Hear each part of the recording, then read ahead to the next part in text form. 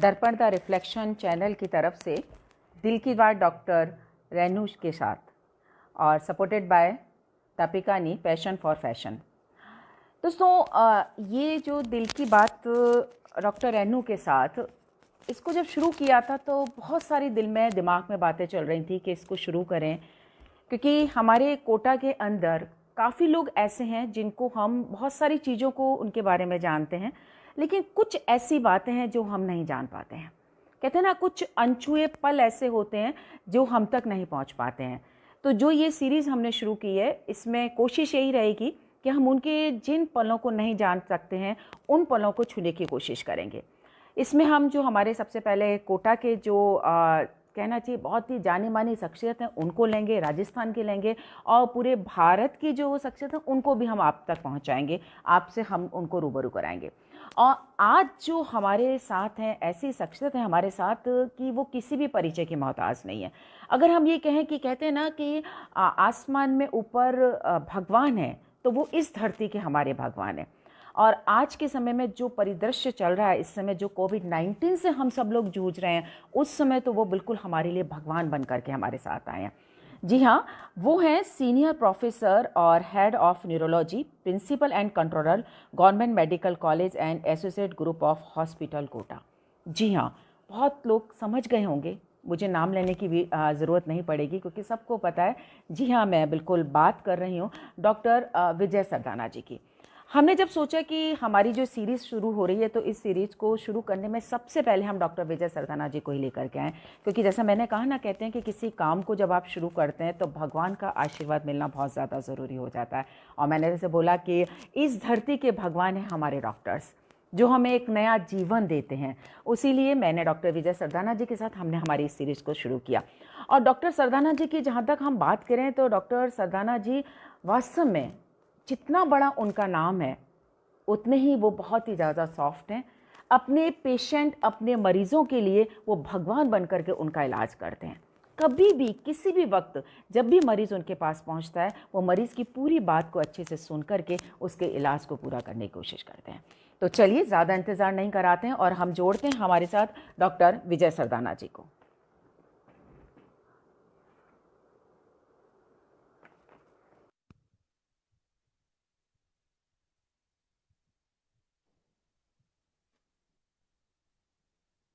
Hello, नमस्ते doctor साहब। हाँ, नमस्कार नमस्कार। हाँ, हम बिल्कुल दर्पण द रिफ्लेक्शन चैनल की तरफ से दिल की बात डॉक्टर रेनू श्रीवास्तव के साथ और सपोर्टेड बाय दीपिकानी पैशन फॉर फैशन, उसकी तरफ से हम आपका हार्दिक स्वागत करते हैं और जी आपका अभिनंदन करते हैं। डॉक्टर सभी को साहब, नमस्कार। बिल्कुल, जैसा कि आपके बारे में सब जानते हैं कि आप न्यूरोलॉजी के एक्सपर्ट हैं, यानी कि हम सबके दिमाग को आप पढ़ लेते हैं। लेकिन कहते हैं ना, कुछ बातें ऐसी होती हैं जिन्हें हम लोग, सभी लोग नहीं जान पाते हैं। तो सबसे पहले तो हम ये जानना चाहेंगे कि आपके बारे में, कि आपका जन्म कहाँ पर हुआ और आपकी क्वालिफिकेशन जो आपने लिए, जैसे एमबीबीएस, एमडी और डीएम आपने किया, ये कहाँ से आपने किया? मेरा जन्म रायसीन नगर एक जगह है, पहले जी। गंगानगर डिस्ट्रिक्ट में था, आजकल हनुमानगढ़ डिस्ट्रिक्ट में, वहाँ पे हुआ। और बचपन मेरा जयपुर में गुजरा। मैं 9th तक जयपुर में पढ़ा, उसके बाद मैं जोधपुर में पढ़ा, स्कूल में, महेश स्कूल में। हम्म। और उसके बाद मेडिकल एमबीबीएस मैंने जोधपुर से किया, एमडी भी जोधपुर से किया। उसके बाद मैं हम्म। ऑल इंडिया इंस्टीट्यूट में सीनियर रेजिडेंसी करने गया, फिर मैंने डीएम जो है पीजीआई चंडीगढ़ से किया। उसके हम्म। बाद कुछ समय जयपुर में और कुछ समय दिल्ली में एज फैकल्टी फॉरेन इंस्टीट्यूट में रहा।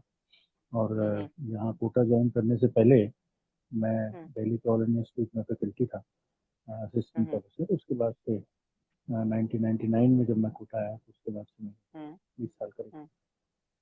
आपको होता है डॉक्टर साहब, कहते हैं ना कि डॉक्टर की फील्ड में भी काफी होता है, जैसे कोई हार्ट का, दिल का डॉक्टर बनना चाहता है, कोई फिजिशियन एमडी बनना चाहता है, मेडिसिन में जाना चाहता है। आपने न्यूरोलॉजी के लिए कैसे सोचा कि मैं न्यूरोलॉजी इसी इसमें एक्सपर्ट बनूं? देखिए, मैं ओरिजिनली, मैं अगर सच बताऊं तो मैं ऑर्थोपेडिशियन बनना चाहता था, मुझे स्पोर्ट्स इंजरी जी। में जी। शौक था। जी। लेकिन हम्म। मेरी बैच में पोजीशन अच्छी थी। उस टाइम जी। ट्रेंड जो था वो ये था कि टॉपर्स पीडियाट्रिक्स लेते थे और मेडिसिन हम्म। लेते थे, तो मैंने मेडिसिन ली। लेकिन हम्म। उसके बाद मुझे लगा कि न्यूरोलॉजी जो है वो थोड़ा सा ऑर्थोपेडिक से थोड़ी क्लोज है, और हम्म मेरे जो एल्डर ब्रदर थे वो न्यूरोसर्जन थे, उनसे भी हम्म इंस्पायर हुआ। तो ऐसे फिर हम्म मैंने एमडी करने के बाद में सोचा कि मैं न्यूरोलॉजी करूँ। ओके। आपके जैसे आप हैं, आपके घर में और कौन है आपके साथ के, भाई, आपकी बहन, सिस्टर वगैरह आपके परिवार मैं में? हमारा जो है 7 भाई बहन हैं, हम 5 बहनें हैं और 2 ब्रदर्स हैं। एल्डर ब्रदर मेरे जी प्रोफेसर ऑफ जी। न्यूरोसर्जरी रिटायर होके आजकल निम्स में न्यूरो डिपार्टमेंट है न्यूरोसर्जरी के जयपुर में। और हम्म सिस्टर्स मेरी हैं, सभी नॉन मेडिको हैं, सभी डिफरेंट डिफरेंट जगह पे हैं। ब्रदर इन हम्म लॉ मेरे एक डॉक्टर भी हैं, फिजियोलॉजिस्ट रादर थे। हम्म और हम्म बाकी कुछ दिल्ली में हैं, कुछ जयपुर में हैं, ऐसे करके जी स्प्रेड आउट है। तो हाँ। फादर मेरे अभी भी हैं, हमको हम्म उनका आशीर्वाद अभी भी मिलता रहता है। मदर हम्म मेरी अब अनफॉर्चुनेटली नहीं है, हम्म कुछ साल पहले उनकी मृत्यु हो गई थी। तो हम्म इस तरह से एक हमारा बड़ा परिवार था, और जी अभी जी भी सबसे जुड़ा जारी। बिल्कुल। और आपकी, अब आपकी बात करेंगे जैसे परिवार की बात थी, शादी की बात। तो आपकी शादी लव मैरिज या अरेंज मैरिज था? अरेंज मैरिज है, मेरी वाइफ अरेंज। पैथोलॉजिस्ट है। जी हाँ, जी जी। उसकी लैब है अपनी। और हाँ हाँ जो मेरी बेटियां हैं, एक बेटी हाँ न्यूयॉर्क में है, उसका हाँ एमएस हाँ उसने जस्ट फिनिश किया है। दूसरी बेटी जी एमबीबीएस कर रही है उधर की। ओके। और वाइफ मतलब मेरी, वो, जी, वो भी इसी लाइन में है? जी वाइफ भी इसी लाइन में। ओके। और बेटी बेटियां तो भी आपकी दोनों? एक बिटिया, बेटी की एक प्रोफेशन बेटी है, आपकी एक इसी लाइन? हाँ ग्राफिक डिजाइनर करके डिजाइन मैनेजमेंट हाँ में हाँ उसने एमएस किया है हाँ हाँ। न्यूयॉर्क। अच्छा अच्छा अच्छा अच्छा। उसमें है इसका। एक चीज और है डॉक्टर साहब, जैसा कि हम सभी जानते हैं कि आप गाते बहुत अच्छा है, क्योंकि हमें मालूम है कि आपने एक स्टूडियो भी आपने अपने घर में बना रखा है, उसको तैयार किया हुआ है। देखिए, कहते हैं ना कि संगीत का संबंध दिल से होता है। आप दिमाग के डॉक्टर, तो इधर रुझान कैसे आपका हुआ? आप कहते हैं अच्छा गाते हैं, बहुत बहुत धन्यवाद, लेकिन हम तो नहीं समझते कि गाने के साथ बहुत ज़्यादा जस्टिफिकेशन कर पाते हैं। शौक तो है बचपन से, मैं समझता हूँ गाना हम्म कुछ हम्म मीन्स में होता है। जी गाना जी ऐसी चीज़ है जो अगर आप किसी को सिखाना चाहें और किसी को बिल्कुल नहीं आता हो तो उसको हाँ हो सकता नहीं आएगा कितना भी सिखा दें। कुछ हाँ हाँ हाँ एप्टीट्यूड होता है, कुछ जेनेटिक झुकाव होता है गाने की तरफ, उसको हम्म तराशा जा सकता है। लेकिन हम्म बिल्कुल अगर किसी को गाना ना आए तो उसे सिखाना हम्म बड़ा मुश्किल है। ये सब चीज़ें मिला करके हमारे फादर भी हम्म गाया करते थे, उनको शौक था। और हम्म, मेरी सिस्टर्स भी गाती हैं। पर हम सब लोग जो जी है सोशल सिंगर्स हैं। जहाँ भी ऐसा मौका मिलता है, जहाँ पे कोई रिक्वेस्ट करता है तो गा देते हैं। प्रोफेशनल हाँ सिंगर बनने की ना कभी कोशिश करी है, ना कभी ज़िंदगी में टाइम मिला। तो जी जी। अभी भी वही चल रहा है। तो आपने बेसिकली संगीत की कहीं से कोई ट्रेनिंग नहीं ली है? नहीं, ट्रेनिंग नहीं ली। और हाँ शुरू से मैं इस चीज़ से बहुत इंस्पायर्ड था कि किशोर कुमार ने भी कभी ट्रेनिंग नहीं ली। तो जी जी जी बिल्कुल बिल्कुल। वो इतना अच्छा हाँ गा सकते हैं, और हम्म आधी नोट भी ऊपर नीचे नहीं हो सकते। तो हम लोग हम्म बिना ट्रेनिंग के क्यों नहीं गा सकते? जो गाने सुनते हैं वही हाँ ट्रेनिंग हाँ, है। बिल्कुल ये बात जो आपने गाने कहा कि सुन सुनते हैं सुनकर भी वही ट्रेनिंग। जी जी, हाँ, बहुत कुछ सीख जाते हैं हम लोग। आपने इससे जी पहले एक जी बहुत बात कही थी कि कभी ऐसा टाइम नहीं मिला, आपने समय की बात की थी। मैं आपसे यही बात जानना चाहूंगी कि आप सीनियर प्रोफेसर हैं न्यूरोलॉजी के, आपके ऊपर जी। जिम्मेदारी है मेडिकल कॉलेज के, आप प्रिंसिपल भी हैं, कंट्रोलर भी हैं, और आपकी बात करें तो पेशेंट्स भी आपको देखने पड़ते हैं। तो जब इतनी सारी जिम्मेदारियों के साथ जो हमारा परिवार है, उस परिवार को आप कैसे समय दे पाते हैं, या परिवार को कहीं समय, परिवार का कटौती करके आप अपने पेशेंट को इनको देते हैं, कैसे इसमें सामंजस्य बिठा पाते देखिए, इसमें कोई दो राय नहीं कि डॉक्टर्स संख्या कम है जितनी हैं? हमारी ज़रूरत है। मेडिकल कॉलेजेस में फैकल्टी की संख्या भी कम है, तो पर पर्सन जो कार्य का बोझ है वो अधिक होता है। जी लेकिन फिर भी ज़्यादातर डॉक्टर्स जो हैं उससे कोप अप करते हैं, अपनी कैपेसिटी से ज़्यादा हम्म काम करते हैं। और ऑब्वियसली जो टाइम जो कटता है, या तो अपनी हम्म हॉबी से कटता है, सोशल लाइफ से कटता है, या फैमिली से कटता है। बिल्कुल पर बिल्कुल family over the years understandable होती है, अंडरस्टैंडिंग होती हैं। जैसे सेम प्रोफेशन से हूँ तो वो तो बिल्कुल भी उसी प्रोफेशन में क्योंकि होते हैं तो उनको तो सब मालूम ही होता है, वो खुद भी इस दौर से गुजरते हैं। तो ऐसे ओवर द इयर्स बच्चे भी को भी ग्रूमिंग हो जाती है कि हाँ ये प्रोफेशन में ऐसा है, तो वो एक वे ऑफ लाइफ बन जाता है और वो बनना भी चाहिए। हमारे बिल्कुल। प्रोफेशन की डिमांड है। अगर हम हम्म, इस हम्म, चीज़ को सोचेंगे तो हम अपने प्रोफेशन पे अच्छे ध्यान नहीं दे पाएंगे। एक सॉर्ट हम्म, ऑफ बैलेंस करके चलने की कोशिश करते हैं। अब उसमें हम्म, कितना सफल होते हैं ये तो मालूम नहीं, लेकिन हाँ कोशिश करते हैं। पूरी तरह से हर फील्ड में जब इनको दिया गया है वहाँ बिल्कुल सफल होंगे। और थोड़ा सा टेक्निकल उसमें को जोड़ेंगे।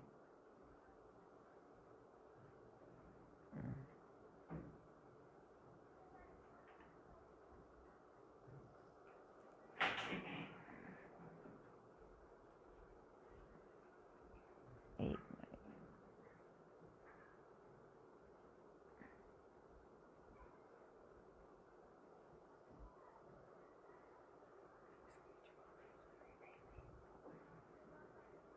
एक बार उनसे शायद कनेक्टिविटी प्रॉपर नहीं हो पा रही है, एक बार वापस से जोड़ते हैं।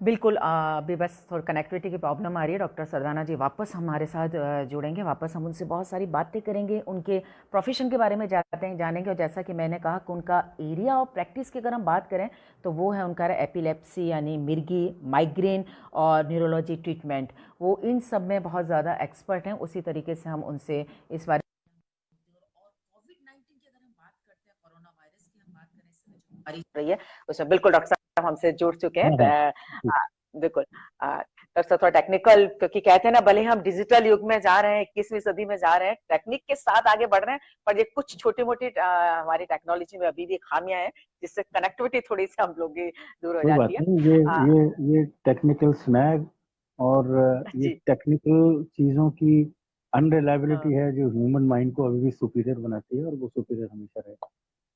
बिल्कुल बिल्कुल डॉक्टर साहब, आपने बिल्कुल सही कहा। डॉक्टर साहब हम अगर आप बात करें आपके एरिया ऑफ प्रैक्टिस की, अगर हम बात करें वापस आपके प्रोफेशन पर आते हैं, तो आपका एरिया ऑफ प्रैक्टिस जो रहा है एपिलेप्सी, मिर्गी का, माइग्रेन और न्यूरोलॉजी ट्रीटमेंट, शायद यही आपके एरिया ऑफ प्रैक्टिस रहे हैं। देखिए न्यूरोलॉजी का जो होरिजन है, जो स्पेक्ट्रम है हम्म, बहुत बड़ा वाइड है। और हम्म, न्यूरोलॉजिकल डिसऑर्डर्स में ऑलमोस्ट हम्म, 20% ऑफ डिसऑर्डर्स आ जाते हैं। कुछ हम्म, ओवरलैपिंग और क्रॉस ओवर भी सब दूसरे सब्जेक्ट से होता है। तो हम्म, इस तरह से इंसिडेंस ऑफ डिजीज जो है न्यूरोलॉजी में वो बहुत होता है। और हम्म, जो मुख्य बीमारियां जो अगर अगर आप पूछें कौन कौन सी कवर होती हैं, तो हम्म, सभी कॉमन बीमारियां जैसे हेडेक है, लकवा है जो हम्म, कि मौत का दूसरा हम्म, सबसे बड़ा कारण है, एपिलेप्सी हम्म, है, हाथ हम्म, पैरों में सुन्न या दर्द है, स्पाइनल कॉर्ड की डिजीजेज हैं। तो ये सारी हम्म, कॉमन डिजीज हैं। इसलिए सबको हम्म, मिला करके स्पेक्ट्रम जो है न्यूरोलॉजिकल डिसऑर्डर्स का बहुत बड़ा है। और हम्म, यही कारण है कि न्यूरोलॉजिस्ट की बहुत कमी है देश में। और आने हम्म, वाले जो 10 सालों में भी पूरी हो जाए तो बहुत बड़ी बात। बिल्कुल। और आपने सही कहा कि ये बहुत बड़ा एरिया है, हम इसे चंद लम्हों में बिल्कुल इसको कवर भी नहीं कर पाते, लेकिन कोशिश करेंगे कि जो जैसे आपने बताया मुख्य मिर्गी का है, माइग्रेन, ये जनरल प्रॉब्लम्स होती हैं, लकवा है, उनके बारे में हम आपसे जरूर बात करना चाहेंगे। जैसे मिर्गी की बात करते हैं, तो जो मिर्गी की बीमारी होती है, तो ये क्या इसका मुख्य कारण क्या होता है कि ये मिर्गी के जो दौरे पड़ते हैं वो क्यों पड़ते हैं? देखिए मिर्गी का जो दौरा होता है वो उम्र के हिसाब से हम्म, उसके कारण होते हैं। कुछ कॉमन हम्म, कारण अगर आप बच्चों में देख लें, जो बिल्कुल न्यू बॉर्न बच्चे होते हैं, उसमें हम्म, नियोनेटल सेप्टिसीमिया, हाइपोक्सिया जिससे ब्रेन में ऑक्सीजन कम होती हम्म, है, ब्लड शुगर का कम हो जाना, सिर हम्म, पे चोट लगना, ये है। अगर आप थोड़े हम्म, एडोलेसेंट एज में आ जाएं तो न्यूरोसिस सर्कोसिस है, सिर की चोट है, हम्म, कुछ हम्म, कुछ ट्यूमर हैं जो इस उम्र में भी हो सकते हैं, वो हैं। हम्म, इन्फेक्शन है, मेनिंजाइटिस। अगर आप बुढ़ापे की हम्म, बात करें तो उसमें स्ट्रोक है, ट्यूमर्स हैं। तो ऐसे हम्म, मेटाबॉलिक डिसऑर्डर्स हैं जैसे सोडियम की कमी होना, हम्म, मेनिंजाइटिस है। तो उम्र के हिसाब से अलग अलग मुख्य कारण होते हैं। लेकिन 30-40% लोगों में कोई कारण नहीं होता और उसको इडियोपैथिक एपिलेप्सी बोलते हैं। कुछ भी आप टेस्ट कराने सब नॉर्मल आते हैं, और फिर भी उन लोगों को ट्रीट करना पड़ता है। उसको हम जो टर्म यूज़ करते हैं वो इडियोपैथिक एपिलेप्सी करते जी, जी। तो डॉक्टर साहब ये जो मिर्गी का जो होता है ये क्या आनुवंशिक होता है या कभी भी जैसे हो जाता है? ज़रूरी नहीं है हैं। कि नहीं पेरेंट्स से बच्चों में नहीं, फॉर्च्यूनेटली हुँ, 95% केसेज़ में मिर्गी आनुवंशिक नहीं होती, स्पोरेडिक होती है। जी। बहुत हुँ, रेयर हुँ। कुछ मुर्गियाँ ऐसी होती हैं जो आनुवंशिक हो सकती हैं, तो वो उनका प्रतिशत बहुत कम है। ज़्यादातर अच्छा, या अच्छा, प्रैक्टिकली आप माने तो मुर्गी आनुवंशिक नहीं। अच्छा। अगर जैसे मिर्गी के दौरे आ जाते हैं वो ट्रीटमेंट अगर हम प्रॉपर का ले रहा है पेशेंट, तो क्या ये पूरी तरीके से ठीक हो जाता है? जी, ये बहुत लोगों में जो भ्रांतियाँ हैं कि मुर्गी का जो इस बार ट्रीटमेंट चलता है वो बहुत लंबा चलता है। हुँ, हुँ, हुँ, 60 से 70% लोग जो है वो एक दवा ही चलती है हुँ, उनके और एक दवा से ठीक हो जाते हैं। हाँ, कुछ हुँ, 15-20% ऐसे होते हैं जो कि रिफ्रैक्टिव होते हैं, जिनको हुँ, मल्टीपल दवा देने से भी वो ठीक नहीं होते, लेकिन उनके लिए दूसरे भी कई इलाज हैं, जैसे ऑपरेशन है, वेगल स्टिमुलेशन है। हुँ, बस यही ज़रूरत है कि उनको आइडेंटिफ़ाई करके उनको सही राय दी जाए, सही सेंटर हुँ, पे हुँ, भेजा जाए जहाँ पे कि अगर उनकी प्रोडक्टिव लाइफ बाकी बची है तो उनके मिर्गी के दौरों का निदान और उपचार हो सके। तो ज़्यादातर हुँ, रोगी जो है मिर्गी रोगी ठीक हो जाते हैं, 2-3 साल, साढ़े 3 साल जो भी हुँ, हुँ, तय किया जाए anti epileptic case to case basis पे, उसके बाद में उनकी दवा भी छूट जाती है और वो अच्छे से हुँ। दोबारा भी उनको नहीं होता मिर्गी रोग। उनमें से कुछ प्रतिशत को दोबारा भी होता है, लेकिन ज़्यादातर को नहीं। ज़्यादातर लोग ठीक हो जाते हैं। बट यही रहता है कि हम जी। समय रहते अपना इलाज शुरू करवा दें, सबसे बड़ी बात ये है डॉक्टर साहब। जी हाँ, इसमें रेगुलर इलाज लेना, कुछ नियमों का हुँ, पालन करना, टाइम से सोना, हुँ, और मेडिसिन को नहीं छोड़ना, हुँ, और हुँ। ये जो प्रिकॉशंस और जो भी स्पेसिफिक प्रिकॉशन आपका ट्रीटिंग डॉक्टर आपको बताए उसका पालन ज़रूर करें, वो भी उतनी ज़रूरी है जितना मेडिसिन बिल्कुल। को रेगुलर अ, लेना। जी, जी। डॉक्टर साहब एक चीज़ और कही जाती है जैसे कहते हैं ना कि पानी के पास जिसको मिर्गी के दौरे पड़ते हैं उसे पानी के पास नहीं जाना चाहिए, आग के पास वो गया तो उसको दौरा पड़ना ग चला गया। नहीं, तो नहीं, क्या ऐसा देखिए होता है कि पानी को जी। उस वो भी एक भ्रांति है, पानी के पास जाने से दौरा नहीं होता, आग के पास जाने हुँ, से दौरा नहीं होता। वो हुँ, इसलिए कहा जाता है कि अगर वहाँ किनारे पे आप खड़े हैं, अगर आपको हुँ, दौरा हुँ, पड़ गया तो आप अगर गिर गए आग में या पानी में हुँ, तो फिर आपकी जान को खतरा है।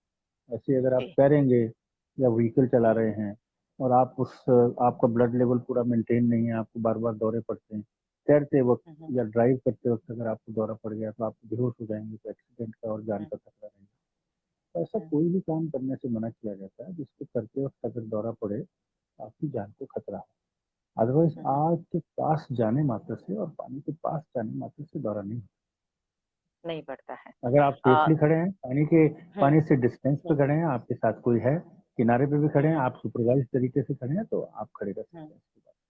कोई प्रॉब्लम नहीं है उसमें। जी। अच्छा एक चीज़ और डॉक्टर साहब हम जानना चाह रहे थे कि जैसे दौरा पड़ता है, तो कहते हैं ना कि दौरे कई तरह के होते हैं, तो क्या कुछ ऐसे सिम्पटम्स होते हैं कि पता चलता है कि ये मिर्गी का ही दौरा उसको पड़ा हुआ है? देखिए, आम मिर्गी का दौरा जो सभी जानते हैं, वो तो ये होता है जिसमें रोगी बेहोश हो जाता है, हाथ-पैर हुँ, ऐसे कड़क हो जाते हैं, मुँह से झाग हुँ, निकलते हैं, कई बार ज़बान हुँ, भी कट जाती है, गिर हुँ, जाता है, बिल्कुल कड़क होकर के अक्सर बेहोश हो जाता है, आधे पौने घंटे तक फिर धीरे-धीरे होश आता है, हुँ, बस इसमें रहता है, ये तो सभी जानते हैं। हुँ, लेकिन हुँ, कुछ अनयूजुअल प्रेजेंटेशन मिर्गी के होता है, जिन्हें छोटी मिर्गी कह सकते हैं। कई बार हुँ, हुँ, होश में रोगी रहता है और एक ही तरफ हाथ-पैर झटके मारता है, उसको पार्शियल हुँ, सीज़र कहते हैं। कई बार हुँ, हुँ, आदमी एक टक देखता रहता है और वो उस हुँ, एनवायरनमेंट से गायब हो जाता है, आप अगर कुछ पूछे तो वो जवाब नहीं देता, उसको हल्की बेहोशी कहते हैं, हुँ, कॉम्प्लेक्स हुँ, पार्शियल सीज़र कहते हैं। कई दौरों हुँ, में हुँ, आँखें झपझपाता है, होंठ हुँ, फड़फड़ाता हुँ, है, ये भी छोटी मिर्गी हुँ, होती है। हुँ, हुँ, और कई बार एकदम से हाथ जो है वो झटका मारता है जिसको मायोक्लोनिक हुँ, एपिलेप्सी बोलते हैं। तो ये कई तरह के दौरे हुँ, होते हैं हुँ, और सब दौरे एक तरह के नहीं होते, हालाँकि 80% में कॉमन दौरा वही होता है जिसको लोग जानते हैं। हुँ, लेकिन इन अच्छा। दौरों को भी पहचानना ज़रूरी है। बिल्कुल ज़रूरी है इन सबको पहचानना और समय पे जी, इलाज कराना बहुत ज़्यादा ज़रूरी है। तो जैसे एक बार जी। किसी को जैसे मिर्गी का दौरा पड़ गया और दवा उसके पास नहीं है, तो जो कहते हैं ना प्राथमिक उपचार जो हमें करना चाहिए, वो क्या करना चाहिए डॉक्टर साहब? देखिए प्राथमिक जैसे उपचार डॉक्टर जी। जी, मिर्गी का दौरा एक सेल्फ लिमिटिंग एपिसोड होता है, हुँ, जिसमें हुँ, कि हुँ, 5 मिनट से कम समय में हाथ-पैर अकड़ते हैं, फिर आदमी चाहे हुँ, बेहोश 1 घंटा भी रह सकता है, 2 घंटा भी रह सकता है। हुँ, उसको उस वक़्त चोट से बचाना है। अगर कोई अच्छा। नुकीली चीज़ पास में पड़ी हो तो उसको हुँ, हटा देना है। अगर हुँ, टाइट हुँ, कपड़े पहने हुए हो तो उसको लूज़ कपड़े करना है, जिससे कि हुँ, हुँ, कपड़ों से वो उसका दम ना घुटे। और जी, ज़बान अगर दाँतों के बीच में आई हो तो कोशिश करना है उसको अंदर डालने की, लेकिन किसी भी कीमत पे अपनी उँगली अंदर नहीं डालनी, चम्मच अंदर नहीं डालना, जूता नहीं जी चबाना, हाँ, इस तरह की हाँ, जो सब लोग करते हैं। तो करवट के बिल्कुल बल चम्मच लेटाते से हैं। हाँ, जी, बिल्कुल, करवट के बल जी, लेटाने का फ़ायदा ये है कि जो थूक है वो कई बार लंग्स में जाकर के एस्पिरेशन हुँ, हुँ, निमोनिया बना देता है दौरे के टाइम, उसको आप हुँ, हुँ, प्रिवेंट कर पाएँगे। तो ये सब हुँ, करें और उसको शांत लिटा दें, थोड़ी देर में हुँ, उसको हुँ, अपने आप होश आ जाता है। मिर्गी का दौरा मैंने आपको बताया, सेल्फ लिमिटिंग एपिसोड हुँ, होता है। हाँ, हुँ, उसको हुँ, बार-बार आ रहे हैं तो हॉस्पिटल ले जाएँ, और हुँ, नहीं तो हुँ, जब वो एक दौरा पहली बार भी अगर आया तो एक बार जब वो थम जाए, तो आप हुँ, उसको हुँ, आराम से भी हॉस्पिटल ले जा सकते हैं। बहुत लंबे टाइम जी, तक होश नहीं आए या लंबे टाइम हुँ, तक ऐसे चलता रहे बियॉन्ड 5 मिनट्स तो भी उसको हुँ, हॉस्पिटलाइज़ हुँ, कर सकते हैं। पर ज़्यादातर ऐसा जी। नहीं होता, ज़्यादातर 5 मिनट से कम तक ही वो एपिसोड झटके वाला चलता है, उसके बाद ठीक हो जाता है धीरे-धीरे। उसके बाद ठीक हो जाता है। बट यही है कि जी, हमें इस बारे में अवेयर रहना ज़रूरी है और डॉक्टर की सलाह टाइम पर लेना बहुत ज़्यादा हमारे लिए ज़रूरी हो जाता जी, है। ये जी। बहुत ज़्यादा ज़रूरी है। जी हाँ। डॉक्टर साहब एक सवाल हमारे पास आया है कि कई बार जब इलाज कराते हैं इस तरीके से तो रेड रेसेस और इचिंग के कारण भी कई बार प्रॉब्लम होती है। तो ये चीज़ क्या मिर्गी में इसमें होता है क्या? देखिए मिर्गी में तो रेड रैशेज़ और इचिंग नहीं होती, लेकिन जो मिर्गी की हुँ, दवाइयाँ लेते हैं, इसमें हुँ, कुछ हुँ, दवाइयाँ ऐसी हैं जिनसे कि पॉसिबिलिटी ऑफ रिएक्शन ज़्यादा रहती है, जैसे हुँ, कार्बामेज़ेपिन हुँ, है, फेमिटॉन है। तो हुँ, उनको हुँ, लेने के कई बार 10 दिन बाद, कई बार 1 महीने बाद, 2 महीने तक ये कभी भी हो सकता है रिएक्शन। और हुँ, हुँ, इसमें इचिंग भी होती है, खुजली भी होती है, और बहुत ज़्यादा ये जी। बढ़ जाए तो अल्सर्स भी हो जाते हैं, पेट से लेकर के अच्छा, मुँह अच्छा, अच्छा। पे। और हुँ, हुँ, स्किन पे बहुत ज़्यादा रैशेज़ हो जाएँ तो एक एक्सट्रीम कंडीशन होती है, स्टीवन जॉनसन सिंड्रोम की या एक्सफोलिएटिव नेक्रोसिस की, वो तक हुँ, हो हुँ, सकता है। ऐसे केसेज़ अनकॉमन नहीं हैं, हम लोग देखते रहते हुँ, हैं। हुँ, और हो इसीलिए जाता है। जो भी एंटी एपिलेप्टिक दवा लेता है, हुँ, हुँ, 99% में तो कोई प्रॉब्लम नहीं होती, लेकिन अगर किसी को हुँ, अनयूजुअल कोई रैशेज़ दिखें तो उसको तुरंत ही बंद करके अपने डॉक्टर को दिखाना। कर देना चाहिए। ये हमें कानपुर से प्रतोष चंद भाती जी ने पूछा था, शायद उनको अपने सवाल का जवाब मिल गया होगा। जी, डॉक्टर साहब ये तो मिर्गी के बारे में आपने बहुत अच्छे से सारी चीज़ों को हम लोगों को बता दिया। अब माइग्रेन की बात आती है। अब जी, माइग्रेन का जो दर्द होता है तो जनरली सर दर्द भी होता है। तो बहुत सारे लोग बिल्कुल। होते हैं तो इस चीज़ को समझ ही नहीं पाते हैं कि ये माइग्रेन का दर्द हो रहा है या किस चीज़ का दर्द है। तो हम लोग कैसे इस चीज़ को पहचानें कि ये देखिए दर्द माइग्रेन का है? अ, मोटा-मोटा अगर अपन देखें तो जो सबसे कॉमन दर्द है वो 90% केसेज़ में वो 2 कॉमन दर्द होते हैं। एक तो मसल स्ट्रेच हेडेक या टेंशन टाइप हुँ, हेडेक, और दूसरा माइग्रेन। हुँ, दोनों को हुँ, आप ये 60-40 के रेशियो में समझ लें। दूसरे दर्द हुँ, में और माइग्रेन के दर्द में फ़र्क ये है कि माइग्रेन का हुँ, दर्द रोज़ नहीं होता, कुछ-कुछ हुँ, दिनों में छोड़ के होता है, किसी को 2 दिन में, किसी हुँ, को 4 दिन में, किसी को महीने में 1 बार, हुँ, 2 बार। हुँ, हुँ, हुँ, ज़रूरी नहीं है कि वो आधे सर में हो, आधे सर में भी हो हुँ, सकता है, पूरे सर में भी हो सकता है। वो थ्रॉबिंग कैरेक्टर होता है कॉमनली, ओके। उसके साथ कभी-कभी उल्टी की फीलिंग आती है। उसके कुछ हुँ, हुँ, प्रेसिपिटेटिंग फैक्टर होते हैं, हुँ, अ, हुँ, जो करने से वो दर्द बढ़ने के और शुरू होने के चांसेस बढ़ जाते हैं। किसी को हुँ, धूप हुँ, में जाने से, किसी को बस में ट्रैवल करने से, किसी को हुँ, मार्केट में जाने से, फंक्शन में जाने से, किसी को भूखे हुँ, पेट हुँ, रहने से, किसी को कम सोने से, हुँ, किसी हुँ, को ज़्यादा सोने हुँ, से, किसी को स्ट्रेस हुँ, हुँ, लेने से, अलग-अलग व्यक्तियों हुँ, में अलग-अलग 2-3 भी हो सकते हैं एक व्यक्ति में। और वो एक बार अगर शुरू हो जाता है तो नॉर्मली कुछ घंटे तो रहता ही है, कई बार 2-2 3-3 दिन भी रहता हुँ, है। उस हुँ, समय ना आपको रोशनी अच्छी लगती है, ना कोई किसी से बात करना अच्छा लगता है। तो ये जो हुँ, हुँ, लक्षण होते हैं ये माइग्रेन की तरफ इशारा करते हैं। तो ये अगर जी, है जी। तो आपको माइग्रेन है, अगर दर्द लगातार है, 24 घंटे हुँ, है, कई दिनों हुँ, तक हुँ, है, कई महीनों तक है, कई सालों से अगर दर्द है, तो वो टेंशन हुँ, टाइप की संभावना ज़्यादा रहती है। आम आदमियों का हुँ, तो अगर ये 2 तरह के दर्द जान लें तो हुँ, बहुत है। अदरवाइज़ जो हुँ, दूसरे जो डेंजरस हेडेक्स होते हैं, उसके लिए तो हुँ, हुँ, डॉक्टर की सलाह ली जा सकती है, ट्यूमर से एसोसिएटेड, हुँ, पर वो बहुत कम है। जी हाँ। कहा भी जाता है कई बार जैसे धूप के साथ दर्द ज़्यादा बढ़ जाता है, और जनरली कहते थे कि आधा सीसी का जो दर्द कहा जाता है उसे वो माइग्रेन के नाम से कहते हैं कि माइग्रेन का दर्द हो रहा है। जी पर जी। डॉक्टर साहब, जो ये माइग्रेन का जो ये दर्द होता है, ये वैसे होता क्यों है? देखिए, ये मैं कहूँगा कि एक डिजीज कम होकर के हम्म। एक न्यूसेंस ज़्यादा है। आपका इससे कोई लाइफ टाइम स्पैन जो होता है वो शॉर्ट नहीं होता, लेकिन इंसान की हम्म। प्रोडक्टिविटी घट जाती है। उन एक दो दिनों में जब माइग्रेन होता है, फीमेल्स में ज़्यादा हम्म। होता है, तो काम में मन हम्म। नहीं लगता, आपकी एफिशिएंसी थोड़ी कम हम्म। हो जाती है। तो एक तरह का हम्म। न्यूसेंस है, और फिर आप बिल्कुल ठीक हो हम्म। जाते हैं। हाँ। थोड़ा सा इसको कुछ केसेस में बाद में भी उसका थोड़ा सा दिन, एक दो दिन, 3 दिन असर रह हम्म। सकता है। तो हम्म। कारण अगर इसका पूछें तो कई सारी थ्योरीज हैं, प्रिसाइज कारण मालूम नहीं है।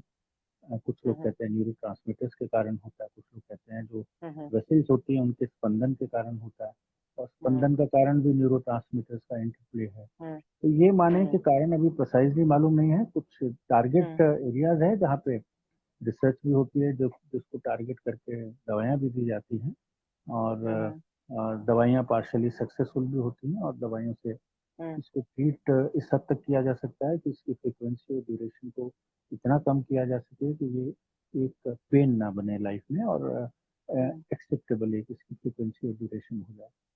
हम्म। हाँ, क्योंकि जब माइग्रेन का दर्द होता है तो पूरा जिस समय दर्द चल रहा है पूरी लाइफ डिस्टर्ब हो जाती है, बहुत ज्यादा इसमें दर्द होता है। तो जैसे माइग्रेन का दर्द एक बार शुरू हो जाता है, उसका अगर हम अगर इलाज करा लेते हैं तो ये बाद में ठीक हो जाता है? इसकी फ्रीक्वेंसी कम हो जाती है, इसकी ड्यूरेशन कम हो जाती है। बिल्कुल जी। जड़ से नॉर्मली कई साल तक ये नहीं जाता, लेकिन हाँ, एडवांसिंग एज में और हम्म। प्रेगनेंसी के टाइम में इसकी फ्रीक्वेंसी कम हो जाती है, और जैसे जैसे एज एडवांस होती है बियॉन्ड 60 ईयर्स, ये अपने आप डाई डाउन भी हो जाता है कई केसेस में। हम्म। लेकिन नॉर्मली ये कई सालों तक परसिस्ट करता है, तो इसको उसी हिसाब से सोच के रखना चाहिए कि ये we have to live with migraine. Hmm. एक अच्छी चीज़ ये है कि ये डेंजरस डिजीज नहीं है, और आप डॉक्टर की हम्म। सलाह लेकर के इसकी फ्रीक्वेंसी और ड्यूरेशन को अगर कम करेंगे, तो इसके हम्म। साथ आपको जीने की आदत भी पड़ जाएगी, और आपकी प्रोडक्टिविटी जो है वो कम नहीं होगी, और हम्म। आपके जो डेज लॉस होते हैं, मैन आवर्स लॉस होते हैं, वो कम से कम। हम्म। बिल्कुल। एक और बात डॉक्टर साहब, ये तो हमने माइग्रेन की बात करी, अब अगर हम बात करते हैं कि जो न्यूरोलॉजिकल जो प्रॉब्लम उसमें जिसमें कि सबसे ज्यादा माना जाता है, ये एक सबसे बड़ा मतलब बीमारी को हम डिसऑर्डर कह सकते हैं, लकवा।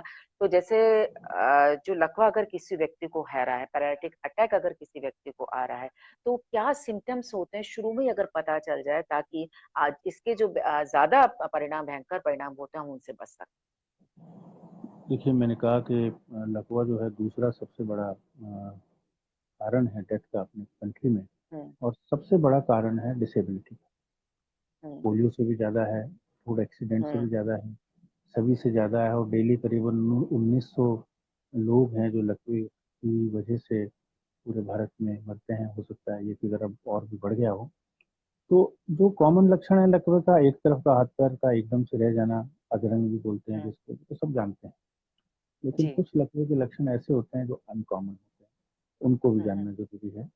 जैसे जी। एकदम से हाथ पैर में कमजोरी नहीं हो, लेकिन सिर्फ बोली बंद हो जाए, आप बोल ना पाए या इरेलीवेंट बोले, एकदम हम्म। से आप समझना बंद कर दें, और पूछने वाला कुछ पूछे और आप कुछ और जवाब दें, ये भी एक तरह हम्म। का लकवा होता है। दूसरा, एक तरफ अगर सिर्फ झंझनाहट अगर हो या सुन हो जाए, आप अगर चूंकि भरे मालूम ना चले, तो ये भी एक तरह का लकवा होता है, भले ही मरीज चलता फिरता रहे। एक हम्म। तरफ से आंख की रोशनी एक तरफ की बंद हो जाना, वो भी एक लकवा है।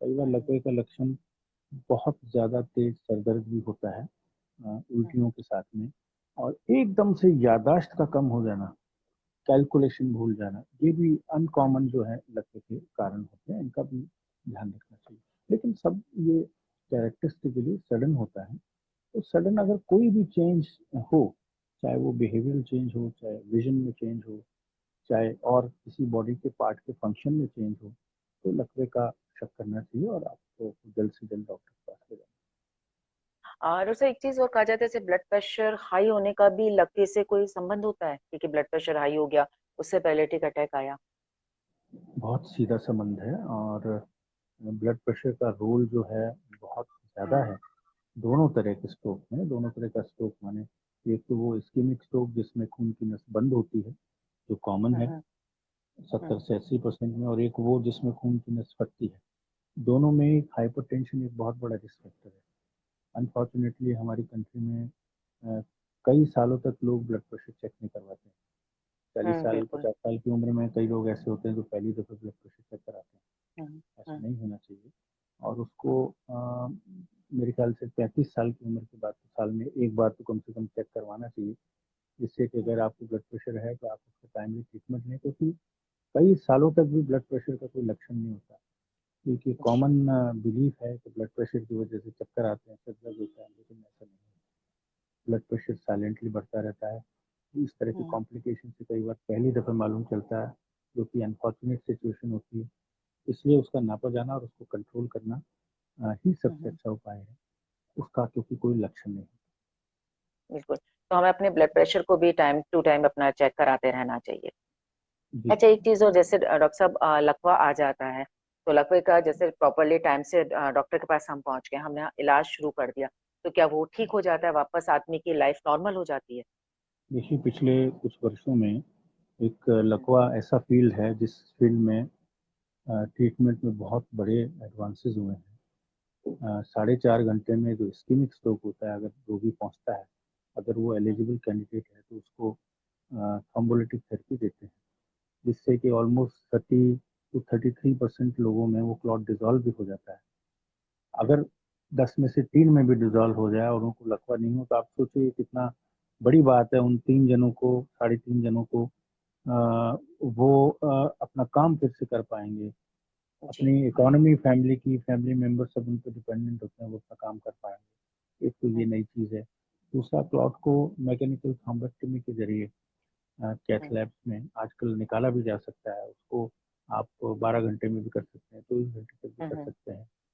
तो ये हम्म। सारी चीज़ें, निदान की सुविधाएं बढ़ गई हैं, एंजियोग्राफी आ गई है, सीटी एंजियोग्राफी आ गई हम्म। है। इससे थेरेपेटिक ऑप्शंस जो हैं वो बड़े हैं। जो ब्लीडिंग होती है उसमें एन्यूरिज्म्स होते हैं, उसमें एंडोवेस्कुलर ट्रीटमेंट आ गया है।